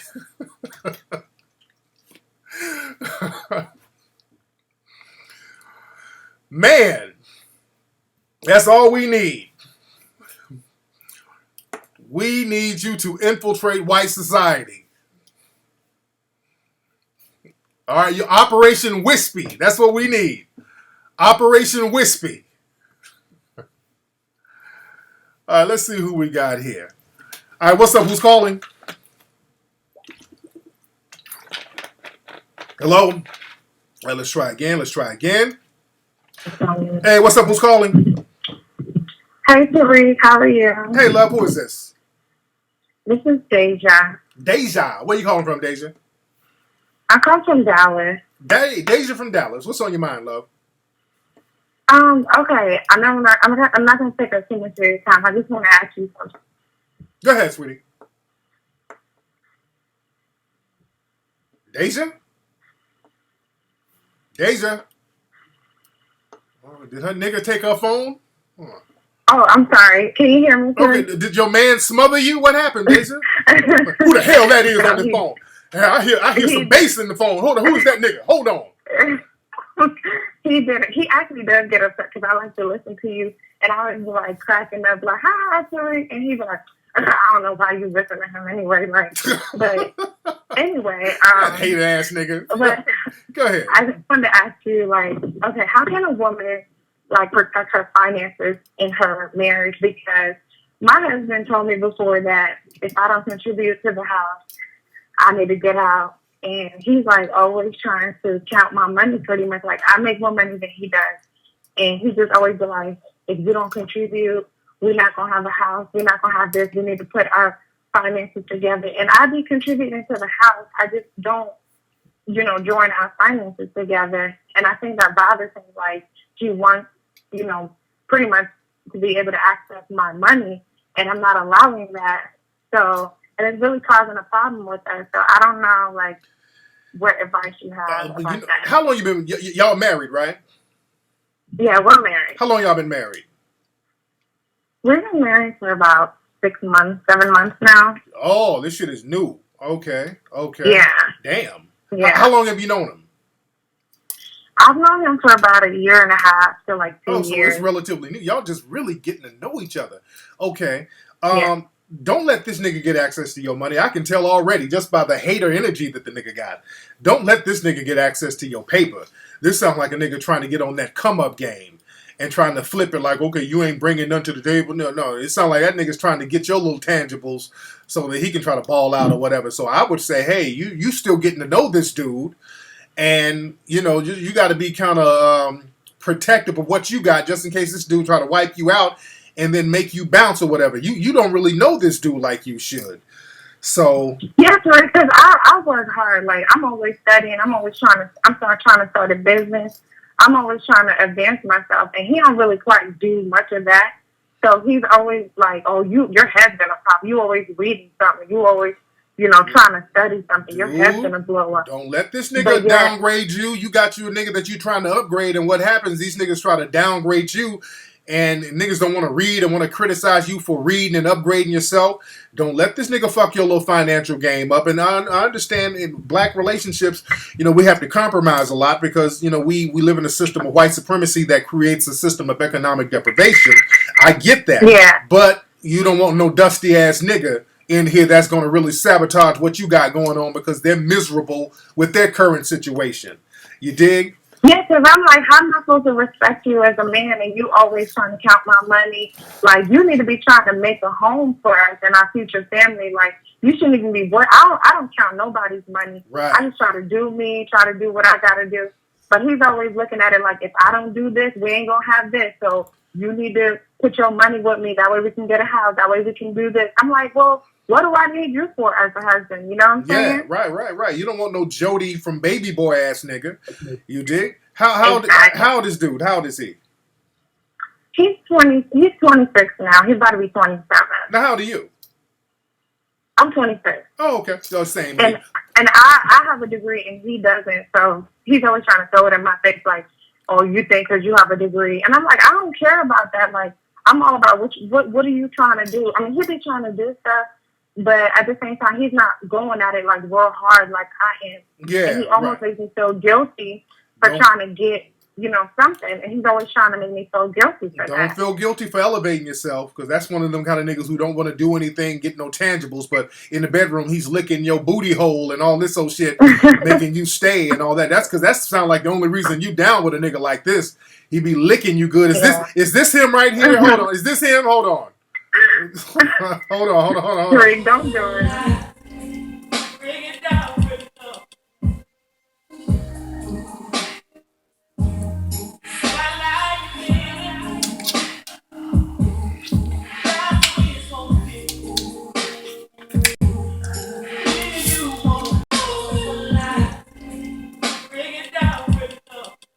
Yeah, that nigga be licking his half of the rent. When rent time come up, this nigga get to licking. Yeah, y'all better let these dusty niggas go, man. Dude. These niggas gonna try to lick up they half of the rent. Come on, sisters. Y'all gotta stop falling for the lick for rent niggas. Y'all gonna fuck around with these lick for rent niggas and be on your ass. Come on, y'all. Man. Let me see who we got. We got an LA person. What's up? Who's calling? Hey, what's good, Tariq? This is good to see Johnson, man, from LA. Hey, man, what's going on with you, fam? How's it going on, brother? Just touching base with you, man. Just want to chop it up about all this white supremacy that's going on, man, out here. Yes, sir. Go ahead. Crazy, man.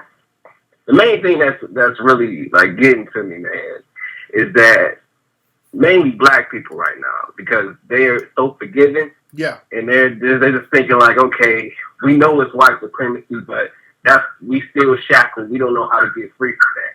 So they go around and they say, oh, we forgive them, we embrace them, and then what happens next? This time next year, it's going to be the same shit. Same because, thing. like how you said, every time around this time, it's another situation that's going on here. Throw a smoke screen up about, oh, it's a white person over here trying to act black, and now you have it over here, they coming in, shooting, taking us out. Yes, indeed.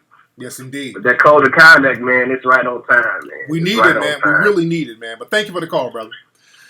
Yeah, man, we are so off code, brothers and sisters, man. We really need a code of conduct and a way of thinking and a way of doing business and a way of acting and interacting with each other. Because we don't necessarily have to so-called get together and do what? We got to have a code once we get together. We don't even need to get together for the code. We can just have it. That's why I want to talk about that on the Code of Conduct tour. It's very important that y'all come out. You need to fly in from Dallas to Atlanta, Chicago to Detroit. Y'all need to hit these cities up. Go to TariqLive.com and get your tickets now. And also, if you don't have the Hidden Colors films, go to HiddenColorsFilm.com to get Hidden Colors 1, 2, and 3. But we do things so off code, and everything we do is so plantation-minded, it's not even funny. You know, right when the day after the shooting in Charlotte, there was another video that came out because black folks started making videos and did all types of stuff. There was one young lady who made a video, and I'm going to play some of the video here. This shows you our mindset. right, not even more than 24 hours after the people were shot, this female who runs this website called Beyond Black and White, where she's a black girl who tries to promote black women getting with white men and all this old stuff. Right after the Charlotte shooting, the massacre, this sister makes a video talking about, well, will this interfere with white men dating black women? Do you know how coonish and how much of a damn bedwench some of this stuff, man, when I see this stuff, sometimes I just want to give up. Sometimes the bedwenching and the cooning, it kind of makes me want to throw in the towel every now and then. But when I see the kids, look at this video. I want y'all to see this. Now, this woman, she disabled the comments on her thing. She's up here with a scarf on her head looking like she done hopped off a box of pancakes. Now, this is the mindset of black folks after the people ain't even buried yet. Black folks then got shot in the church, and this is your mindset. Hey y'all, it's your girl Who Swirls, Chris Carrison from Beyond Black and White, coming at you with some serious commentary. There's been a lot of talk on the Beyond Black and White website, on our fan pages, about the recent events in Charleston, South Carolina, in which a 21-year-old complete maniac entered one of Charleston's most historic black churches and killed 9 people, 6 black women and 3 black men. And from all indicators that we see, it's really no question that this is a hate crime. And I'll get to a little bit more about how that impacts interracial relationships later on in just a second. So we're all trying to figure out why. Why did he do this? There are reports that Dylann, while shooting people, said, "You're raping our women. There's too many of you. You've got to go." Yet he killed 6 black women. And I'm scratching my head trying to figure out where the news reports of black women raping white women. I just am not seeing. Let me pause it right here. Let me pause it right here for 1 minute. So she's scratching her head because they shot black women. Because she thought being a bedwench is going to save black women. If I be a bedwench and throw these black men under the bus, surely they'll spare us. Surely they will spare the bedwenches and the black women if we just suck enough white dick and throw these Negroes under the bus, these black men. They're going to spare us.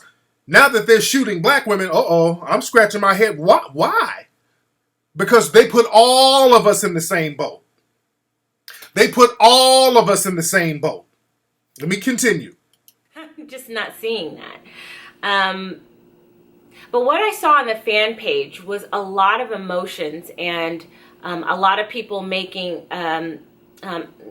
sweeping decisions. And, I understand that all of this is based in people just really feeling pain and feeling like they're not being understood. So I want to talk with the white men who are listening to me right now, who are involved in black women, whether you're married or you're seeing someone or you've got a girlfriend. I want you to look at this video before you talk to her about what happened at Charleston today, and it just may save your relationship.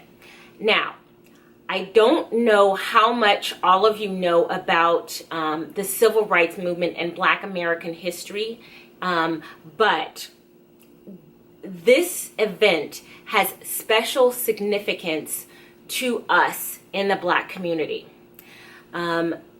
What this man did has symbolic significance. back during the civil rights. Now look at what she just said. First, I don't know too much about Black history, but this situation has symbolic significance. I don't know what it is. So now she's trying. Now that the war is on, they're attacking Black women. Now they want to kind of jump over here on the Black side a little bit for protection. You understand now? Whenever the Negro bedwenches, whenever they get under fire, all of a sudden they want to kind of mosey on over to the Black side a little bit. Y'all remember the Negro bedwench out here in L.A.? With her white boyfriend, he's out there fingering her in a car and all this old shit, and then the cops came. Hey, what are you doing? Somebody called the police on you. What you doing? Oh, because I'm Black. Now she want to play the Black role. So when shit gets hot on them, now they want to ease on over to the Black side a little bit, just long enough to get protected so they can go run back to white daddy. Movement. Hate groups like the KKK would bomb churches, kill little girls going to churches, bomb houses. Basically, it was to send a message that where you think you're safe, you're not. Where you think you can find peace, you won't. Where you think you are sheltered and protected, you are not. That is the message that white supremacists and white terrorists were trying to communicate during the civil rights era. So what we see that happened yesterday is reminiscent of what happened during those times. So what you may be sensing from many black women who are outraged by this, rightfully, is a visceral reaction based on that historic knowledge that this is what people did to instill terror in our people. So when you come into the situation and you minimize it by saying, well, we don't have all the facts yet, or what, all crime is a hate crime, and this isn't about race, this is about a crazy person who did an act of terror. All of that is really assholey behavior. I'm just gonna be honest.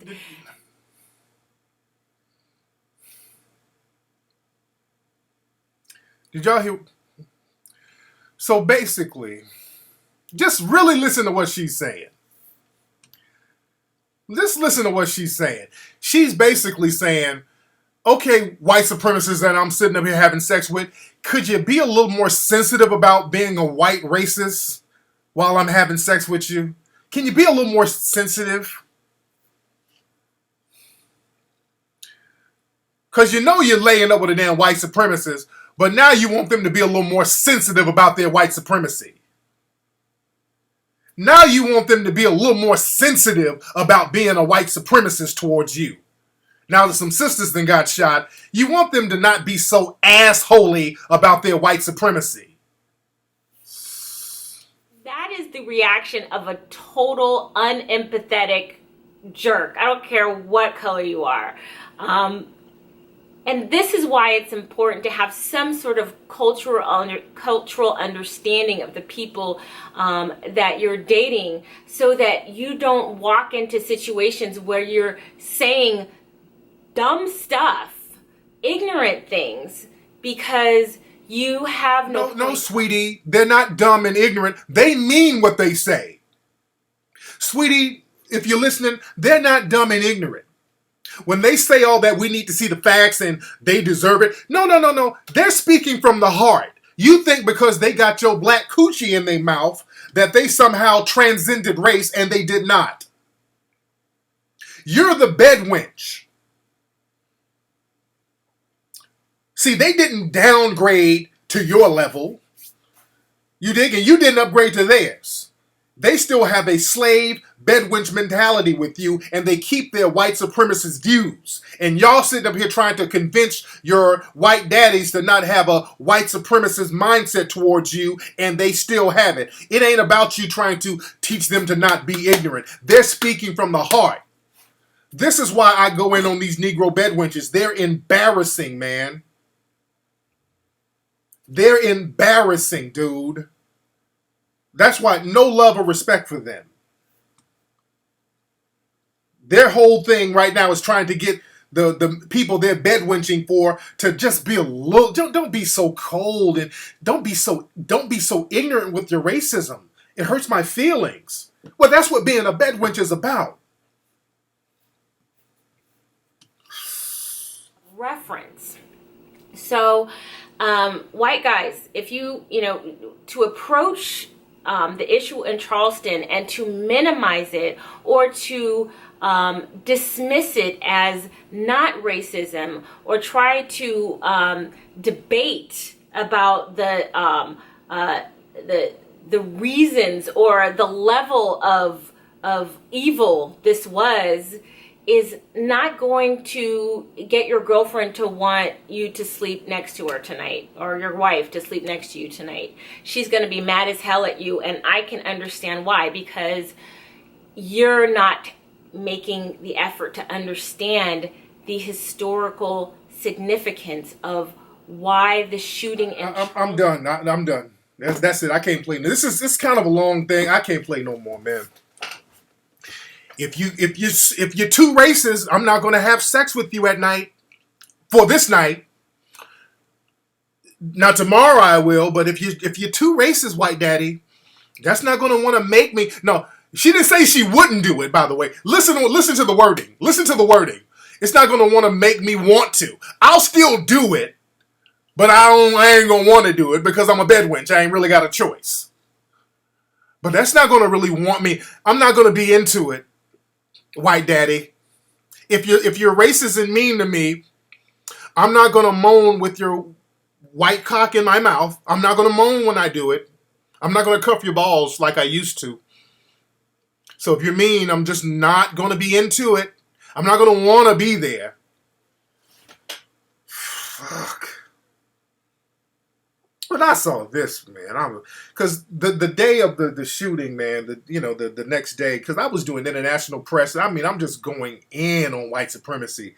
I'm just giving white supremacy the business. And when I see this type of shit, I'm like, God damn.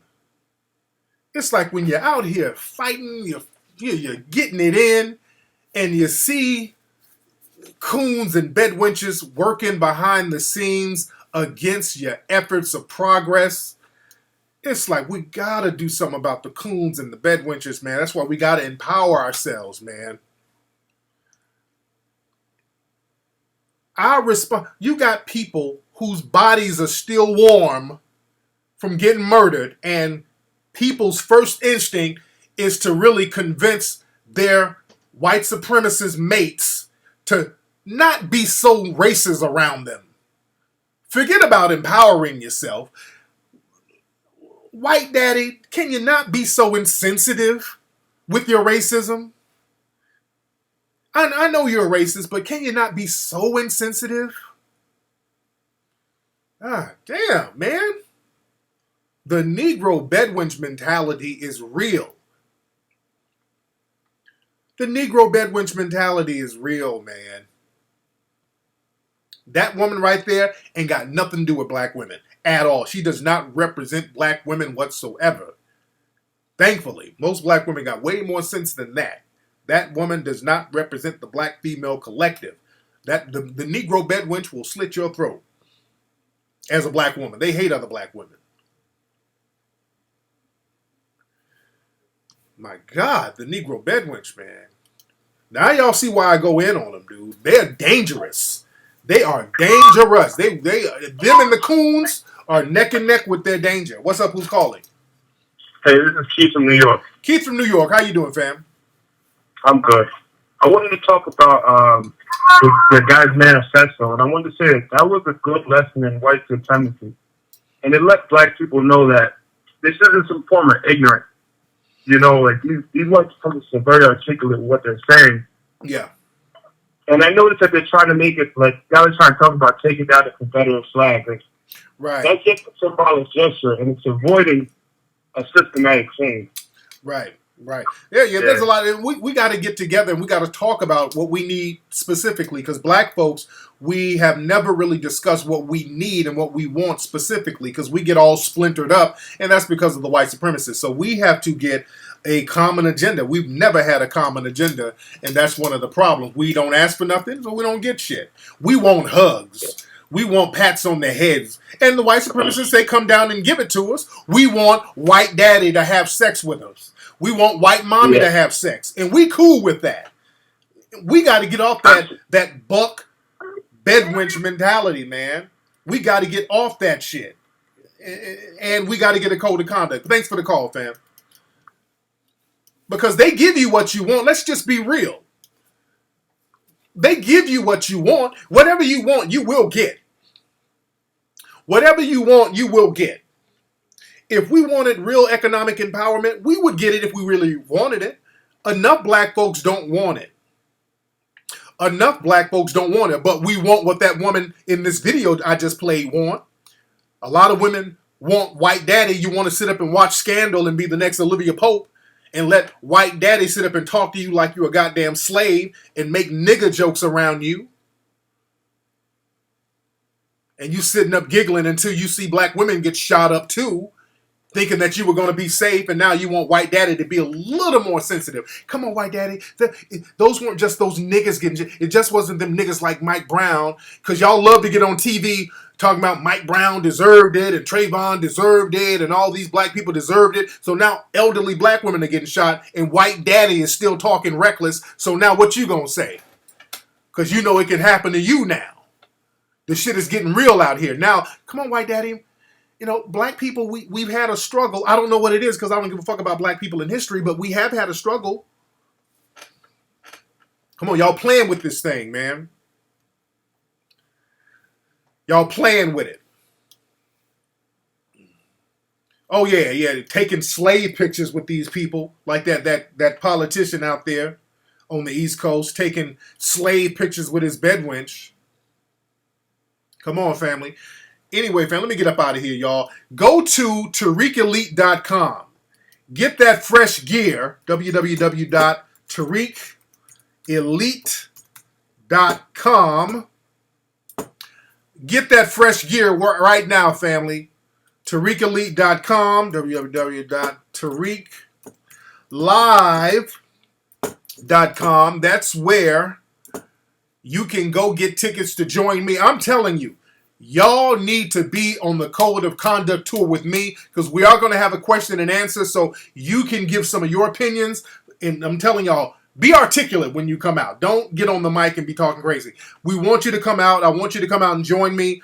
I will be in Philly, Atlanta, Detroit. If you are in New York, if you are in Rhode Island, if you are in Jersey, if you are in Baltimore, come up to Philly July 5th.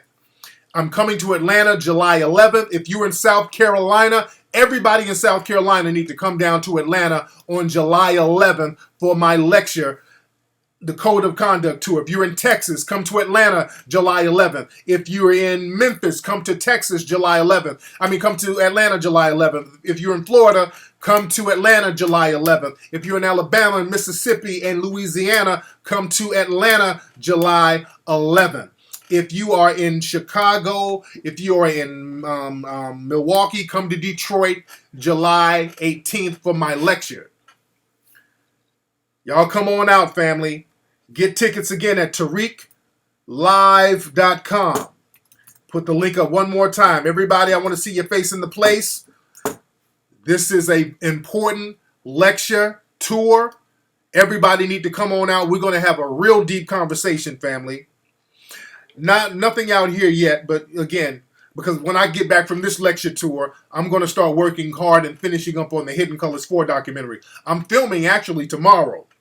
I'm filming a brother named Robin Walker. I flew him in from London. I'm filming this brother. This brother's bad. So we're still filming Hidden Colors 4 as we speak. So I want you guys to come see me. These tour dates, this is going to be the last time I'm doing a tour in a while because I got to finish working on Hidden Colors 4 and I got to get really deep in that. So everybody needs to come out to the Code of Conduct tour. Here's the flyer again, family.